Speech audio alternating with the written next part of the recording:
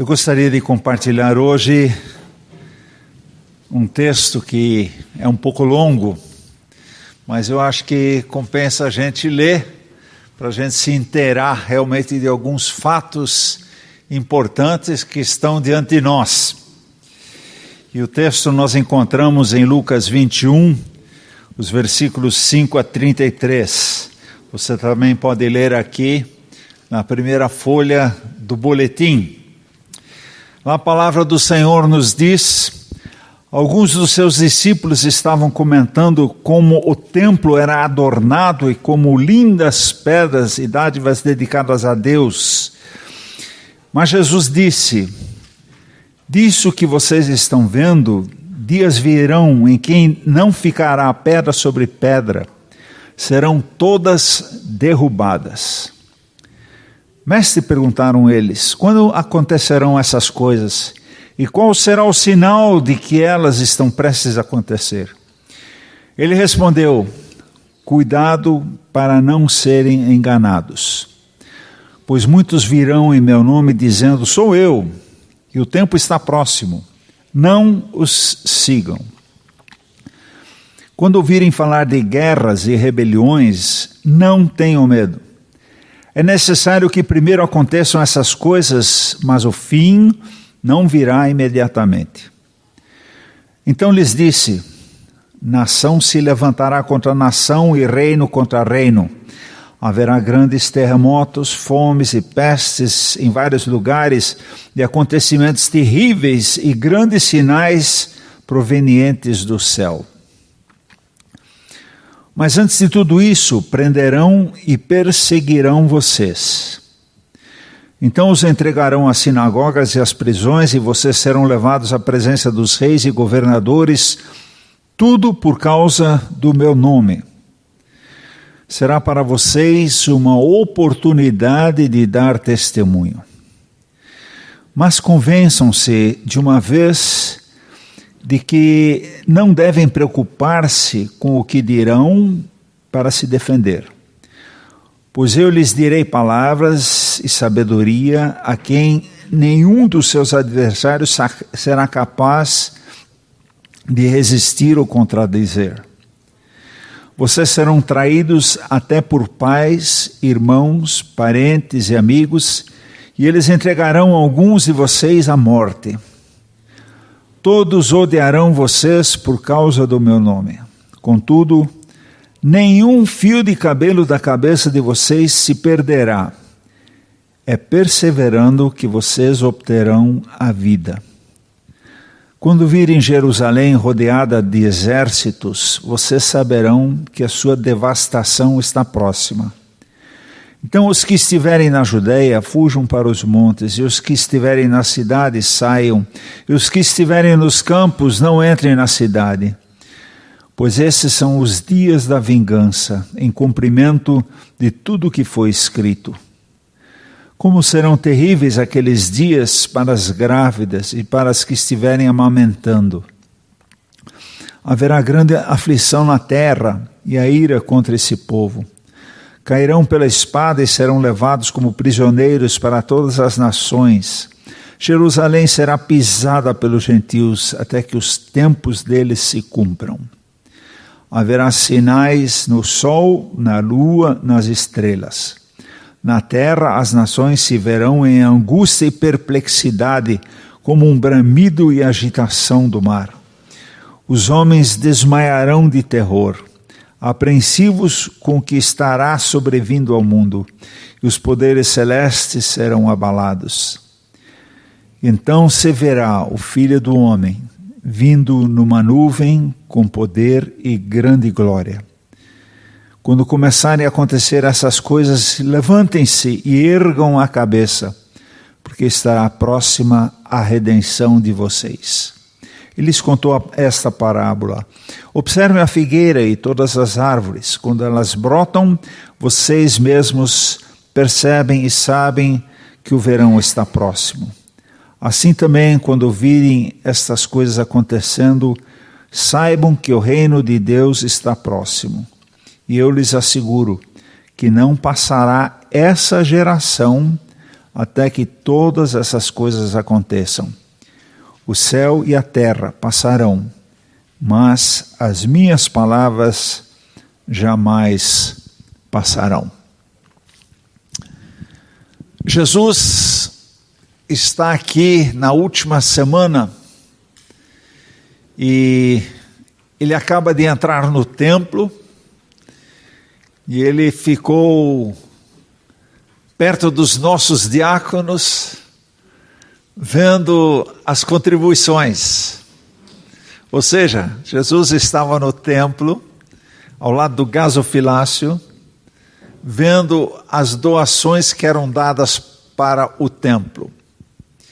Pessoas ricas jogavam muitas moedas lá no gasofilácio, mas apareceu uma viúva.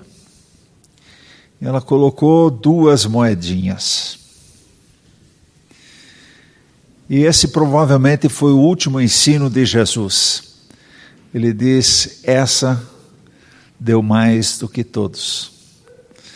Porque ela não deu daquilo que sobrava, mas ela deu daquilo que tinha e não tinha para o Senhor. A maior oferta foi dela. E saindo ele do templo com os discípulos, eles não ficaram na cidade de Jerusalém, eles saíram dos muros e foram caminhando para fora, porque Jesus, ele provavelmente se alojava fora da cidade, e eles então atravessam o Monte das Oliveiras. Pela cronologia, se avalia mais ou menos que era o começo da tarde, o sol se pondo. Provavelmente lá no Monte das Oliveiras eles pararam e os discípulos olharam para o templo. Então vocês imaginem a cena, o sol se pondo, aquela luz intensa sobre o templo, e eles ficaram impressionados. De fato, o templo de Jerusalém era uma coisa maravilhosa. Os antigos rabinos diziam: quem não viu o templo de Jerusalém nunca viu a beleza perfeita. Tanto que era a beleza daquele templo. Pôr do sol, o sol iluminando o templo, mármore branco, placas de ouro nos umbrais, nas entradas, refletindo no sol, e eles então ficam impressionados. Eles veem aquela beleza, aquela coisa toda, e dizem justamente isso daí. Eles dizem: isso que nós estamos vendo é o templo, e vamos admirar porque é um templo. O templo era adornado com lindas pedras e dádivas dedicadas a Deus. Joséfo, um historiador da época, ele descreve o templo com dimensões impressionantes. Algumas pedras do templo tinham perto de 18 metros de comprimento por 4,5 metros de altura. São blocos enormes de pedras, e a gente fica pensando como é que isso foi transportado, como é que isso foi colocado lá. Era impressionante. E ele tinha dimensões, ele tinha aparências realmente impressionantes. E os discípulos estão lá admirando.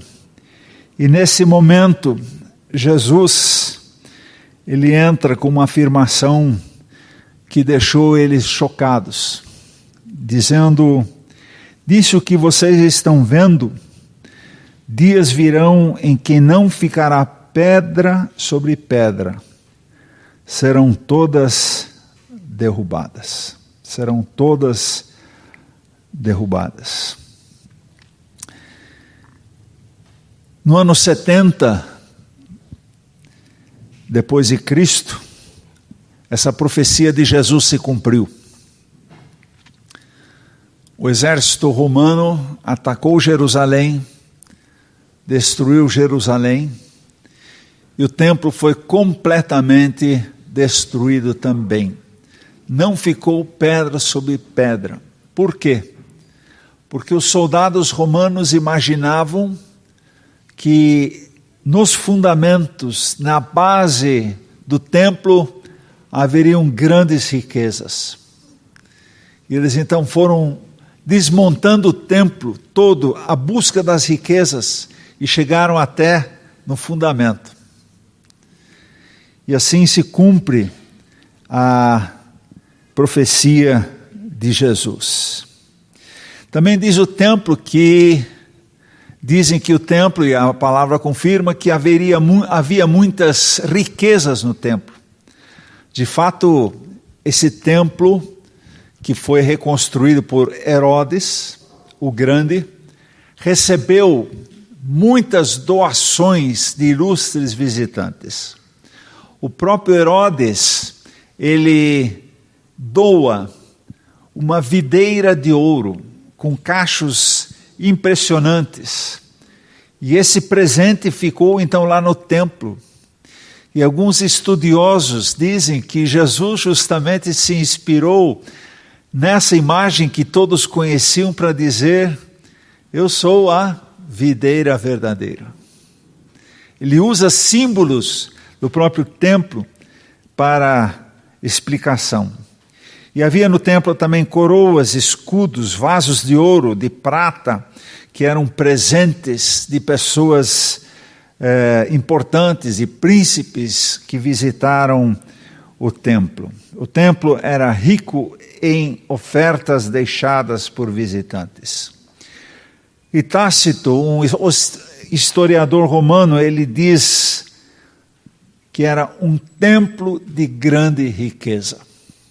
Então era um templo com uma beleza muito grande e um templo muito rico. E Jesus então anuncia a derrubada desse templo. Essa notícia surpreendente: isto estão a ver, virá o tempo em que não ficará pedra sobre pedra que não seja derrubada. Nesse momento, os discípulos fazem uma pergunta que nós também faríamos: como é que vai ser isso? Quando vai ser isso? E vai ter algum sinal que a gente possa identificar os tempos? E de fato, com o cumprimento da promessa, da profecia que Jesus tinha feito sobre o templo, ele dá mais sinais, nos ensina mais sinais sobre os fins dos tempos. Sobre os fins dos tempos, muitos vão se apresentar como Cristo. Ele respondeu: cuidado para não serem enganados, pois muitos virão em meu nome dizendo: sou eu, e o tempo está próximo. E aí vem uma orientação: não os sigam, não os sigam. Não é para a gente seguir os falsos cristos. E é interessante que já durante a época dos apóstolos, eles começaram a aparecer.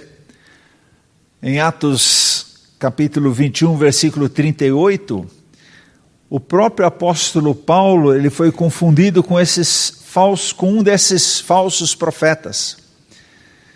E esse falso profeta era um egípcio que reuniu em torno dele 4.000 pessoas e moravam no deserto. E ele então invade Jerusalém com mais de 30.000 homens e chegam até no Monte das Oliveiras. E lá eles são repelidos pelos romanos. Na época também existia o Simão Mago, que nós lemos em Atos, dizendo que ele era uma emanação divina. E esse Simão Atos, ele tinha um rival chamado Dosisteu, e tinha um outro discípulo, Menandro, todos eles com as mesmas pretensões de se apresentarem como Cristo. Por quê? Porque Cristo tinha sido crucificado, morto Ele ressuscitou e Ele deu a promessa de que um dia Ele voltaria. E agora o pessoal se aproveita dessa profecia dizendo, olha, o Cristo que vocês estão esperando sou eu. E assim, há sistematicamente os Cristos aparecendo. Um brasileiro chamado Álvaro Tais, em 1979, enquanto jejuava, ele recebeu a revelação de que ele era a reencarnação de Cristo. E hoje ele se apresenta como Henri Cristo. E tem seus seguidores. Inclusive, por incrível que pareça, sai até na National Geographic. E hoje mora na cidade mística de Nova Jerusalém, perto de Brasília. Sistematicamente tem surgido pessoas. Nos últimos tempos, também, isso nós vimos, surgiram mais e mais seitas e grupos que se chamam de cristãos, mas nos ensinam realmente coisas que são contra a Bíblia. Ensinam coisas que são contra o Evangelho. E aqui é importante, ninguém pode se chamar de cristão se não tiver primeiro uma conversão sincera a Jesus Cristo. Segundo lugar, ninguém pode se chamar de cristão se não tiver um arrependimento verdadeiro dos seus pecados. Em terceiro lugar, ninguém pode se chamar cristão se a sua vida não é baseada na palavra de Deus. E quantos têm se chamado cristãos sem nunca terem sinceramente se arrependido dos seus pecados e entendido que precisam do perdão porque são pecadores? Também não pode se chamar cristão aquele que não vive segundo os princípios cristãos de acordo com os princípios mencionados na Bíblia. E cada vez mais surgem grupos que são alternativas ao cristianismo, porque na realidade são um bypass pelos princípios. Inclusive, infelizmente, recentemente foi lançada a Bíblia Gay, onde que existe o contorno dos versículos crísticos. E o que estão fazendo? Estão arrancando páginas da Bíblia, dizendo, isso daqui não é para nós, isso daqui também não é para nós, aquilo não. O amor sim, mas o resto não é nosso. Sistematicamente surgem novas seitas, novos grupos. Uns grupos já mais antigos, que usam a Bíblia, mas a Bíblia sim, mas tem um outro livro aqui do lado. Os Mormons, por exemplo, tem o livro dos Mormons. Sim, a Bíblia sim, mas esse livro aqui, acrescentando a palavra de Deus. Os Testemunhas de Jeová simplesmente mudaram algumas letras, algumas palavras nas traduções, e para eles Jesus não é Deus com D maiúsculo, mas Jesus é um Deus com T minúsculo. Na Bíblia, Torre de Vigília. E mais, a única forma de interpretação correta da Bíblia é o Sentinela. Novamente um livro. Então você precisa ler o Sentinela, você precisa assinar o Sentinela, porque essa é a única versão autorizada de interpretação da Bíblia. E por aí vamos. Parece que as coisas tendem cada vez mais a ficar complexas.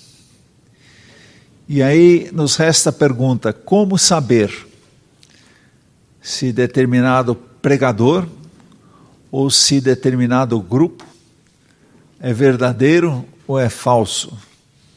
É verdadeiro ou é fake news? Interessante, os agentes do FBI, para descobrirem onde tem dólar falso, eles têm um método muito interessante. Eles ficam mexendo o tempo todo com o quê? Com dólar verdadeiro. Porque você, mexendo constantemente com dólar verdadeiro, você percebe aquele que é falso. Agora, se você só mexe com dólar falso, você vai achar que o dólar verdadeiro é que é o falso. E aquele que é falso que é verdadeiro. Ou seja, nós precisamos de uma base da verdade. E quanto mais conhecemos a verdade, mais nós vamos também discernir aquilo que é verdadeiro e aquilo que é falso.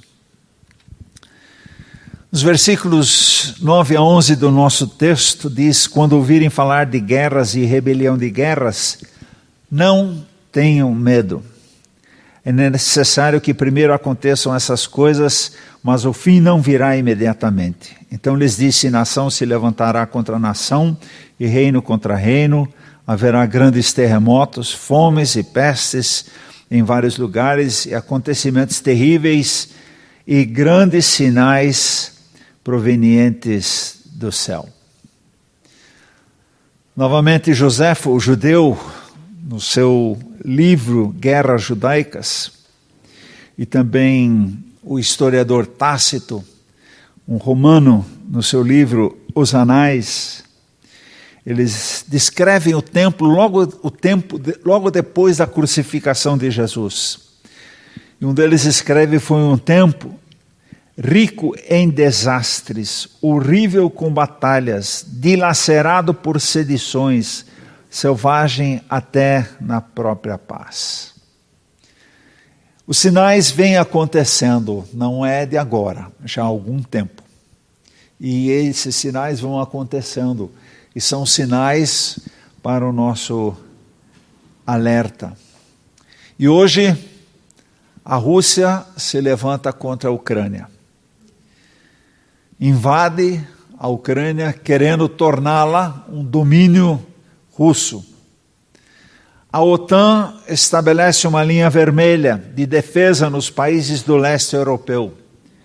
A Estônia, Letônia, Lituânia e Polônia, que já fizeram parte da União Soviética, hoje são membros da OTAN. E o que está acontecendo hoje, todos nós sabemos. Guerras, sinais de guerras, ataques, mortes, fuga em massa. Os acontecimentos também, como fome e peste, que Jesus estava falando, estão cada vez mais intensos.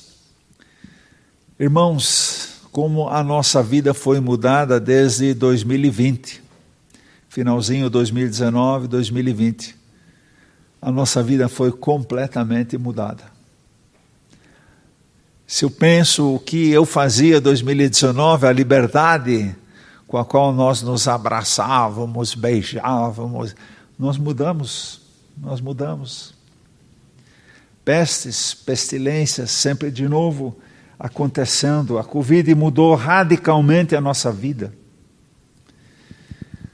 Outro assunto que todos nós conhecemos é o aquecimento global. 1,5 graus é o que tende a aumentar a temperatura do nosso planeta em relação à era pré-industrial. E um relatório produzido pela Organização das Nações Unidas, da ONU, ele nos adverte que o aquecimento global já aconteceu a níveis irreversíveis. Não dá mais para retornar. Já a agressão ao ambiente é tão grande que não tem mais retorno. E também o painel intergovernamental sobre mudanças climáticas diz que tanto os seres humanos, nós, como a natureza, nós estamos sendo pressionados além da nossa capacidade de adaptação. Ou seja, a mudança climática chegou a um ponto irreversível. E a natureza e nós estamos sendo pressionados para nos adaptarmos, mas não vamos mais conseguir nos adaptar. Estamos chegando realmente a pontos onde não tem mais retorno. Paralelamente, quando Jesus fala em violência, ao longo dos últimos anos, a violência e a criminalidade aumentaram de maneira substantiva ao redor do mundo. A Organização Mundial da Saúde está dizendo que a principal causa de morte entre pessoas de 15 a 44 anos é a violência. A principal causa de morte é a violência. E justamente a Organização Mundial da Saúde equipara a violência a uma epidemia. Então, a violência se iguala a quê? A Covid-19. Se equipara justamente à pandemia. Ela se tornou realmente uma epidemia mundial, não é só no Brasil, é mundial. Por quê? Porque por causa de guerras que nós prestamos atenção, mas guerras que nós nem fazemos ideia como são. Por exemplo, as guerras na parte abaixo do Saara, na África, na criminalidade humana. Realmente, o que tem acontecido são sempre mais sinais claros para nós, para sermos vigilantes, para ficarmos atentos como nos conduzimos. E diante de todo esse cenário negativo que Jesus menciona aos seus discípulos, ele faz uma afirmação aqui impactante, no versículo 9. Ele diz: não tenham medo. Não tenham medo. Senhor, mas está acontecendo isso, eu estou apavorado. Não tenha medo. Não é para crente ter medo dos sinais. Interessante essa palavra de Jesus. O Salmo 27 também nos orienta. Seja forte, coragem, espere no Senhor. Espere no Senhor. Seja forte, coragem, espere no Senhor. Não tenha medo.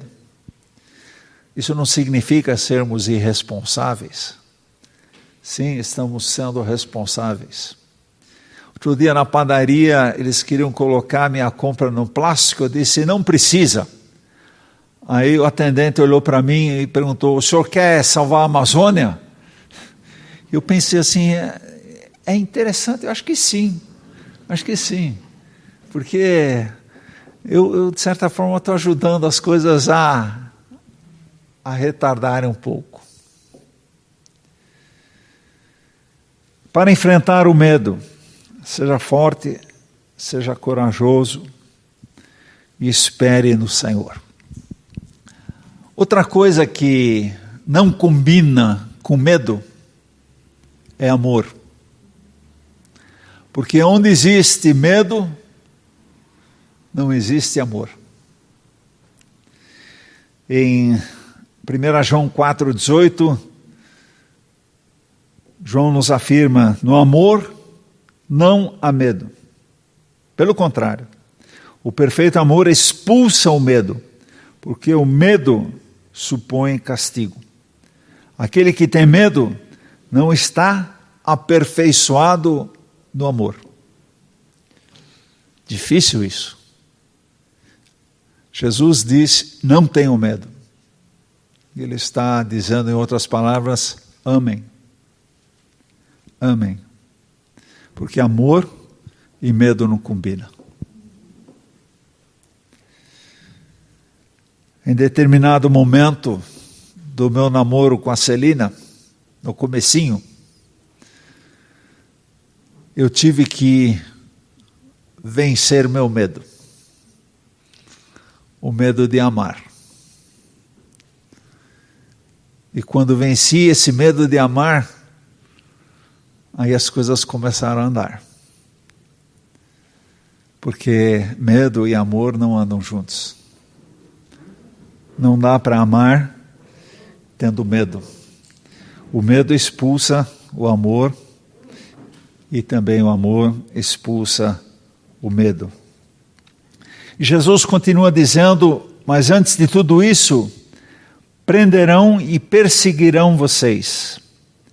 Então os entregarão às sinagogas e prisões e vocês serão levados à presença dos reis e governadores, tudo por causa do meu nome. E mais, todos odiarão vocês por causa do meu nome. Jesus nos está alertando. Realmente,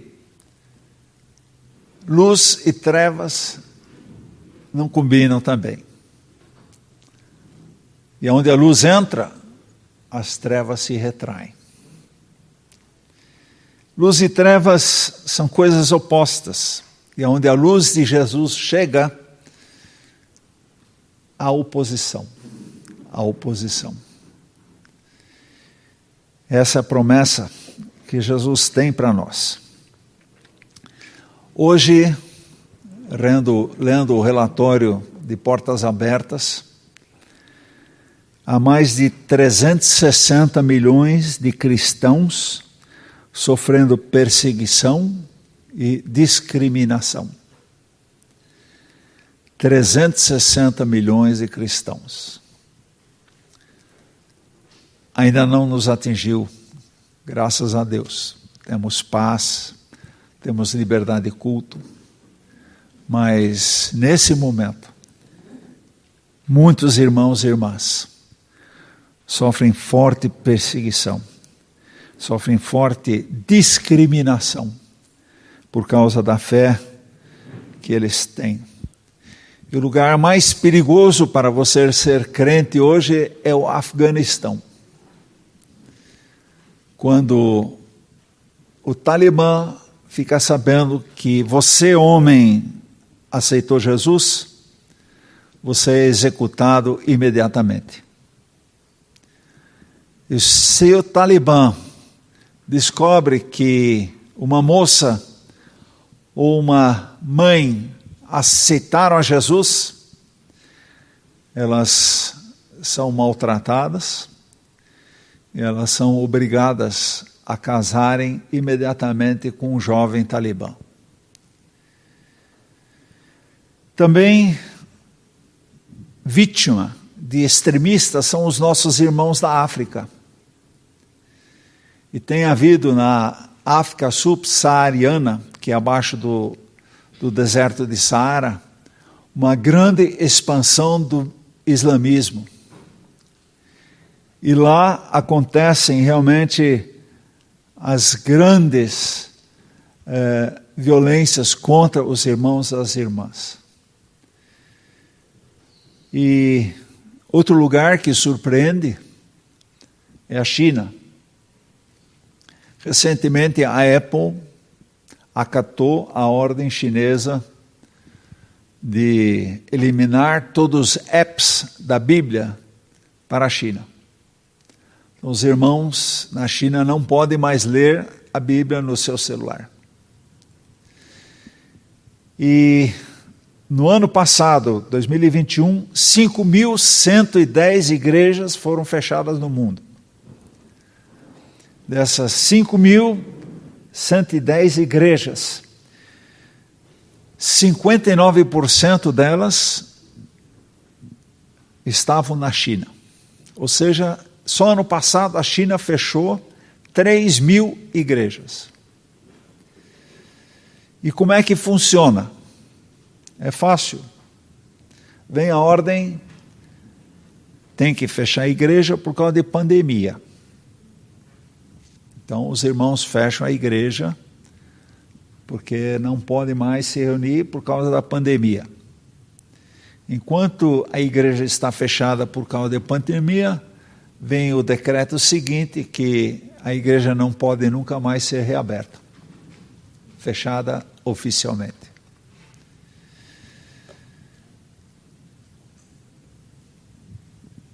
Esse país, a China, no tempo de Mao Tse-tung,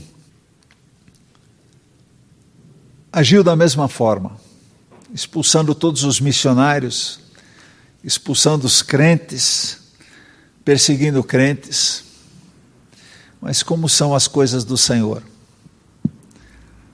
Na adversidade, na solidão, na perseguição, foi que a igreja chinesa mais cresceu. Mas existe justamente esse sofrimento dos nossos irmãos na China. Foram arrancadas cruzes, nenhuma igreja pode ter mais cruz no teto. Cruzes são arrancadas e por aí vai a perseguição às igrejas. Não sabemos exatamente quantos irmãos e irmãs foram mortas no ano passado. E Portas Abertas diz que realmente não se tem mais ideia de quantas pessoas entregaram suas vidas por causa da fé de Jesus. E aí vem novamente uma afirmação impressionante de Jesus. Será para vocês uma oportunidade de dar testemunho. Primeiro Jesus diz, olha, nessa situação toda, o crente deve ter o quê? Coragem. Em meio à perseguição, em meio a tanta dificuldade, qual é a segunda atitude que devemos ter? Dar testemunho. Mas como, Senhor? Estão nos perseguindo. Dar testemunho. Paulo falava aos romanos, não me envergonho do Evangelho, porque é o poder de Deus para a salvação de todo aquele que crê. Primeiro o judeu, depois o grego. E Jesus também alertou, se alguém se envergonhar de mim e das minhas palavras, o Filho do Homem se envergonhará dele, quando vier em sua glória e na glória do Pai e dos santos anjos. Não se envergonhar. Eu estava uma vez, ainda no meu primeiro trabalho, eu tinha sido convidado para a festa de Natal, e toda a sessão, todo o departamento, então, saiu para um restaurante de fim de ano, no fim do ano, para uma celebração de Natal, como é comum nas empresas. Então, eu estava lá, e então o ambiente está normal, tranquilo. De repente, missionárias do Exército da Salvação entraram no restaurante e começaram a ir de mesa em mesa, evangelizando os meus colegas de trabalho e falando de Jesus para as pessoas, para os meus colegas lá. Mas aí começou uma gozação.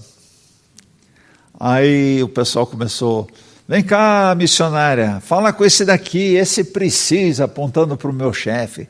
E deu aquela confusão toda, as missionárias lá, e eu afundando cada vez mais na cadeira. Não estou aqui.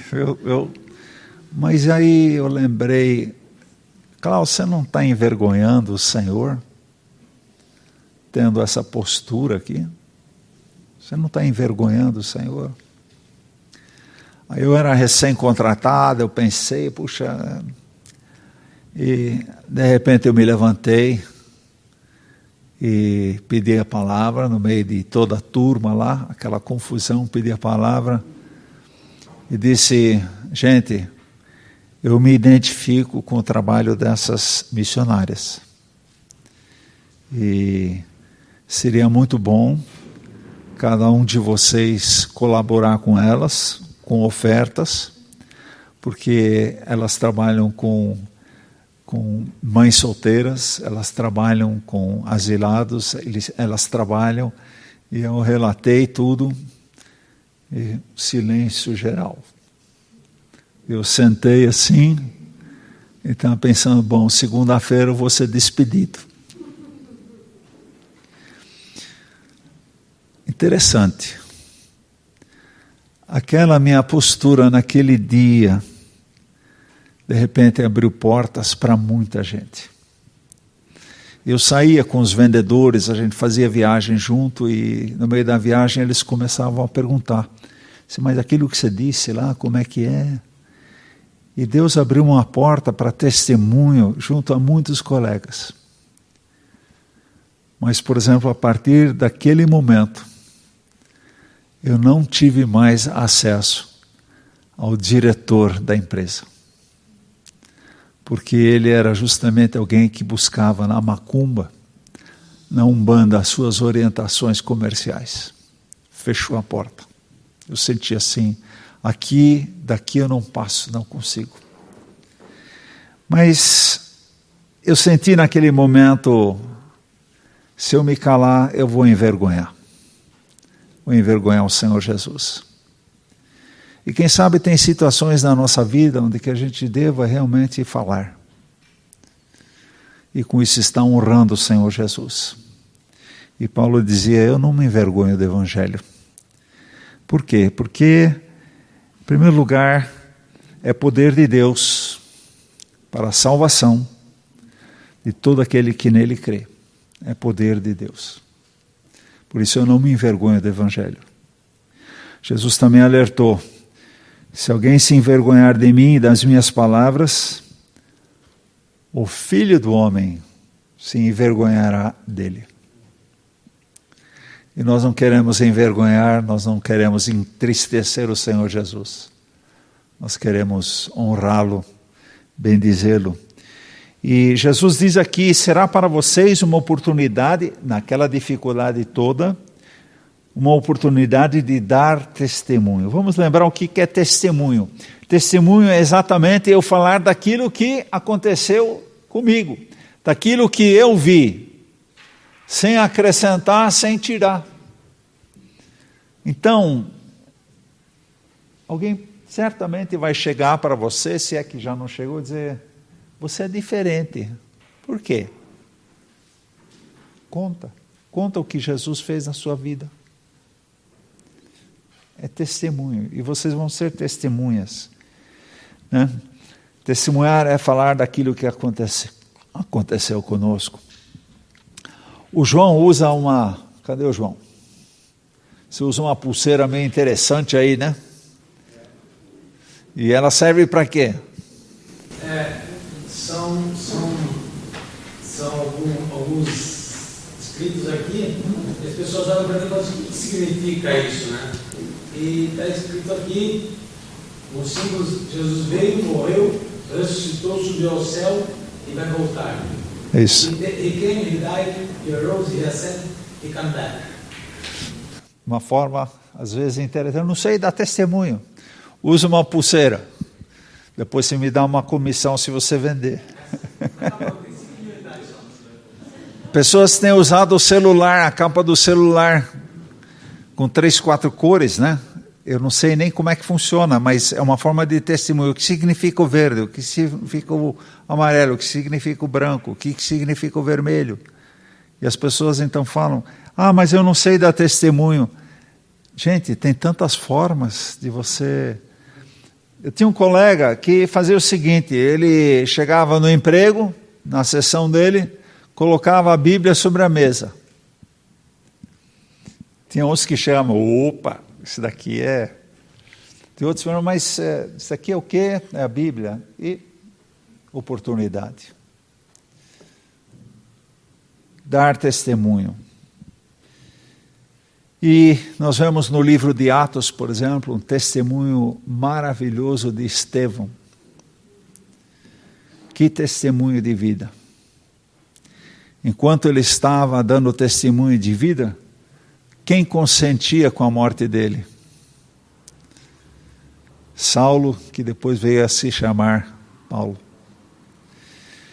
Nós vemos o próprio Paulo depois dando um testemunho maravilhoso para o governador Félix e para o rei Agripa. Um deles até ficou surpreso: você quer me converter? Né? Porque ele está balançando já. Testemunho. E outra passagem nos revela que o Espírito Santo vai estar conosco nesse momento de dificuldade. Quando vocês forem levados às sinagogas diante dos governadores e das autoridades, não se preocupem com a forma com a qual se defenderão ou com o que dirão, pois naquela hora o Espírito Santo lhes ensinará o que devem dizer. Irmãos, nesse momento não vai ser possível dizer: quero falar com o meu advogado.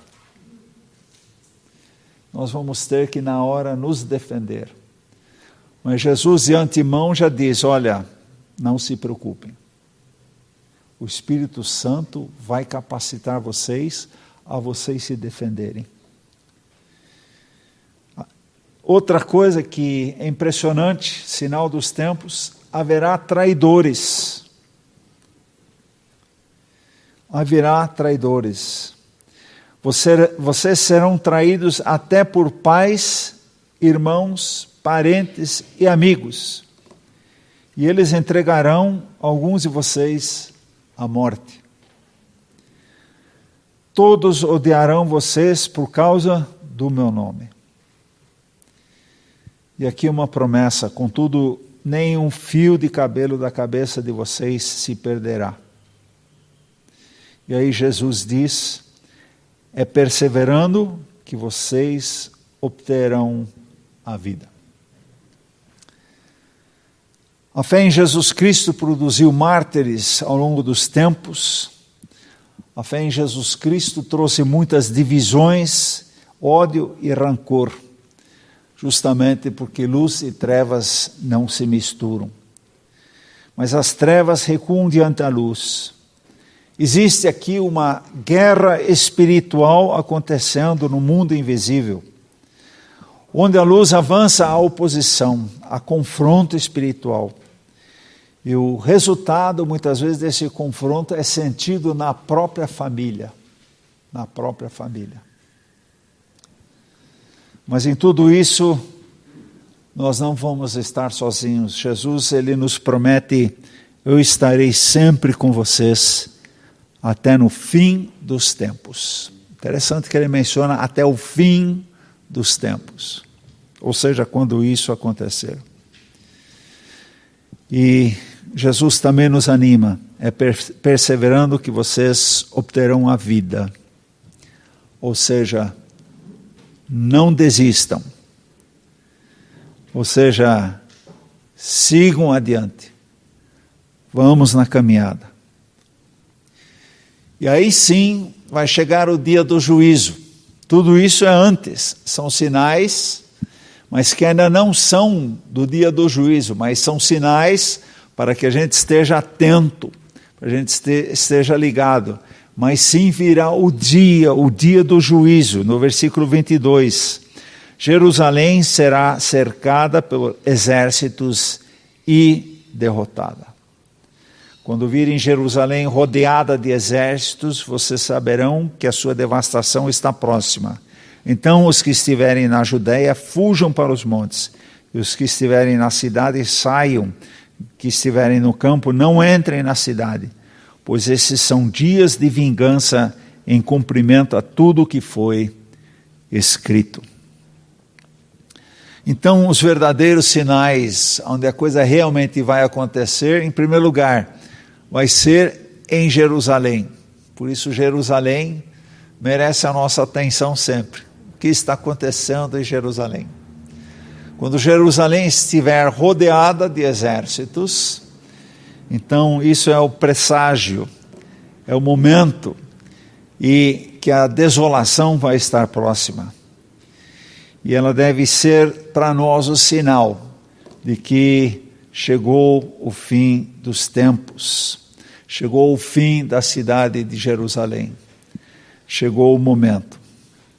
Guerras e rumores de guerras, presságios físicos, fome, pestilências se sucedendo com terrível persistência, tudo isso nos próximos anos aterrorizará e deixará perplexa a mente dos homens. Mas devemos ter em mente que esses não são os sinais imediatos da terrível ruína que Jesus estava predizendo. Mas o sinal do fim é a cidade santa agredida, com exércitos hostis acampados ao seu redor. Isso certamente vai acontecer.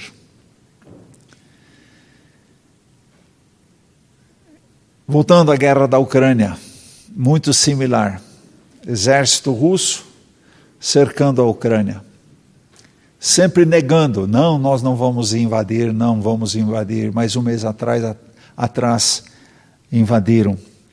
E começou o que? O massacre. A população fugindo. E aqui é interessante, a população que mais fugiu foram mulheres e foram crianças, porque os homens deviam ficar justamente para serem soldados, ficar para justamente lutarem a guerra. E a promessa de Jesus, Jerusalém será pisada pelos gentios. E os tempos da graça e misericórdia passaram irremediavelmente. Quando isso acontecer em Jerusalém, se encerra o período da graça. Pode ser que alguém diga, não, eu vou acertar essas coisas com Jesus depois. Tenho muito que viver, tenho muito que aproveitar a vida, mas quando sentir, quando for mais velho, quando perceber que está chegando o fim, aí eu vou me converter. Provavelmente, nesse dia, muitos vão vir correndo dizendo, Senhor, eu aceito o Senhor, eu quero o Senhor, mas já vai ser tarde. E queridos irmãos e irmãs, depois da volta de Jesus, não vai ter culto aqui. Não adianta vir para a igreja. Pode ser que alguns irmãos venham para o culto. Não vai ter culto aqui. Vai estar fechado, vai estar abandonado. Tarde demais. Irmãos, o momento é agora. Não deixe para depois. Não deixe passar nenhum momento. As coisas estão acontecendo e como é importante nós termos a nossa vida em ordem com Deus. Versículos 26, haverá sinais no sol e na lua, nas estrelas, na terra, as nações se verão em angústia e perplexidade, com bramido e agitação do mar, os homens desmaiarão de terror, apreensivos com o que está sobrevindo ao mundo, e os poderes celestes serão abalados. Jesus aqui usou a linguagem para a compreensão da mente hebraica daquele tempo, mas hoje nós poderíamos já interpretar isso de outra forma. A ordem do universo será alterada. O universo será liberado das leis e um poder descomunal, no final, vai gerar um cataclisma violento. Esse é o que, na realidade, Jesus está dizendo. E é justamente nesse momento de desespero geral, aí Jesus vai aparecer. E então se verá o Filho do Homem vindo numa nuvem com poder e grande glória. Amados, Hoje nós estamos estudando esse texto, e esse texto não menciona o reino dos 1000 anos e outros detalhes, certo? Mas hoje nós estamos nesses textos, e aqui Jesus foi muito objetivo, pontos, não em detalhezinhos no meio, mas o que é dito aqui é que se verá o Filho do Homem vindo numa nuvem com poder e glória. E esse é o momento mais importante das nossas vidas, e esperado por todos aqueles que seguem a Jesus, a volta de Jesus. E nós iremos com Ele para o céu. E nosso caminho será, no fim, terá chegado ao ponto que nós sempre sonhamos. Por isso é tão importante nós vivermos de forma certa, para não sermos pegos de surpresa.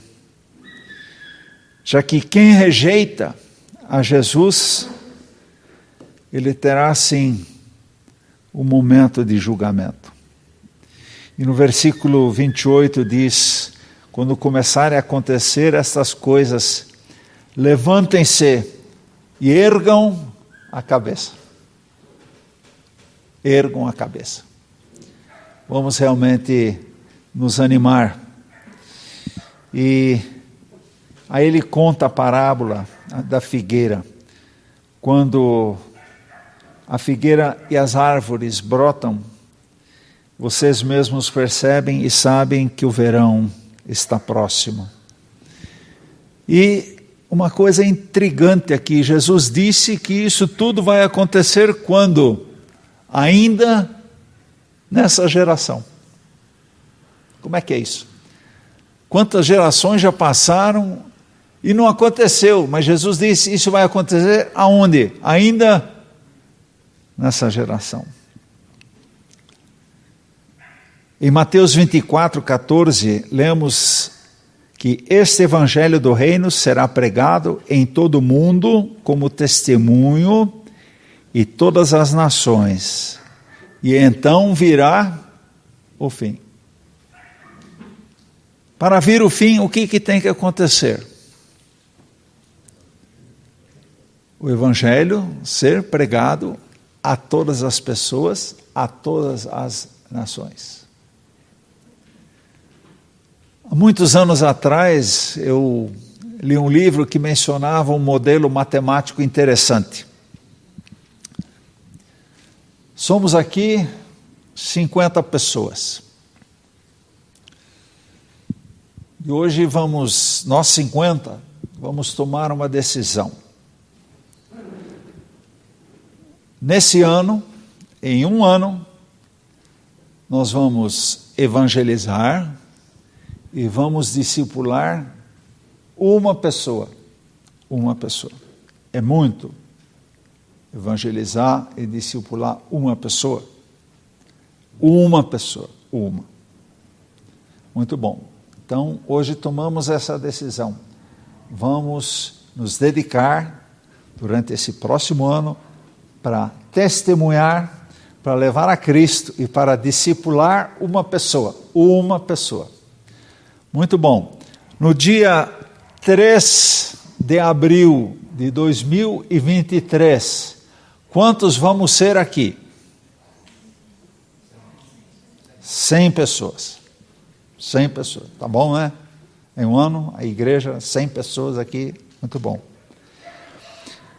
No ano de 2024, nós vamos ser quantos? Se novamente, aquela pessoa que nós discipulamos faz o mesmo que fizemos com ela.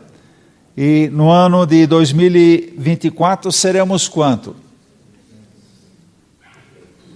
200 pessoas. Ainda cabe aqui, né, irmão Helenilton? Cabe aqui dentro, tá? Dá um jeito lá em cima. No ano de 2026, nós seremos quantas pessoas? 800. Precisamos de 2 cultos. A irmã Ula precisa de 10 professoras de EBD, certo? Cadê a irmã Ula? Está lá com a criançada. No ano de 2026, seremos 800 pessoas. No ano de 2030, seremos 12.800 pessoas. No ano de 2035, seremos 409 mil pessoas. 2040, vamos ser 13 milhões de pessoas. 2045, 416 milhões de pessoas. E entre 2048 e 2049, todo mundo ouviu de Jesus. São mais de 7 bilhões de pessoas. 50 pessoas hoje tomando uma decisão de evangelizar e discipular uma pessoa em um ano. Irmãos, isso dá 27 anos. 27 anos é uma geração. 27 anos é uma geração. Por que Jesus não está voltando?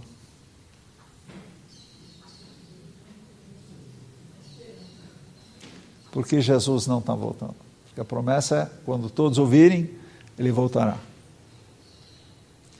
Não está voltando porque falta 50 pessoas da Igreja Evangélica Livre em São Paulo, Capela do Redentor, tomarem uma decisão hoje. E levar essa decisão a sério. Eu sei que é um modelo que tem suas falhas, mas é um exercício de números. Nem todos vão se converter, mas também não é quando todos se converterem a promessa é quando todos ouvirem.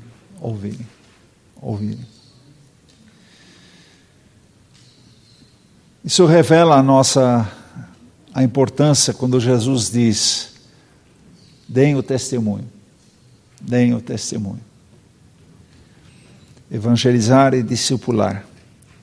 E quando nós cumprirmos justamente as orientações dele, nós 50 temos condições de influenciar a história do mundo, temos condições de influenciar a história do universo. Porque quando Jesus voltar, realmente será o fim. Amém, irmãos? Não ter medo. Coragem. Testemunho. Levantar a cabeça. Enfrentar as situações.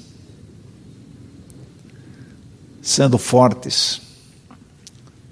Sendo corajosos.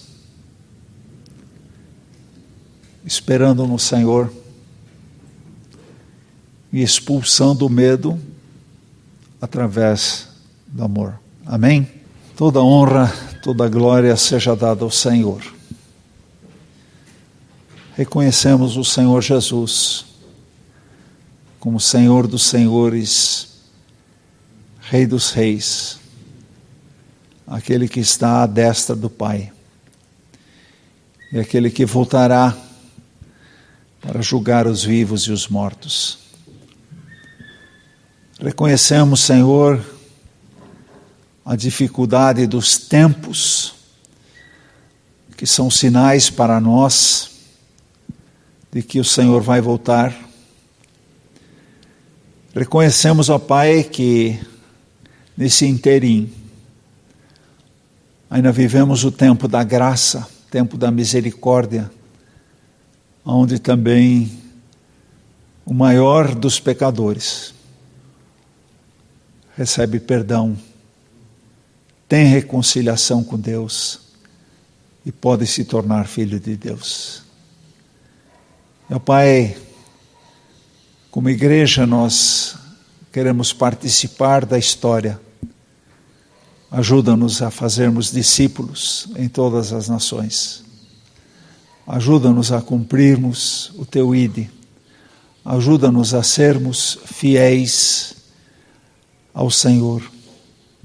Ajuda-nos também quando somos odiados, quando somos desprezados, quando somos perseguidos, ajuda-nos a darmos testemunho daquilo que o Senhor já fez em nós. Meu Pai, eu peço para que o Senhor nos desperte para o chamado de fazermos discípulos em todas as nações. Nos desperte para testemunharmos, para levarmos os outros a Cristo, para que juntos conosco também possam passar a eternidade com o Senhor. Isso nós oramos agradecidos em nome de Jesus. Amém e amém.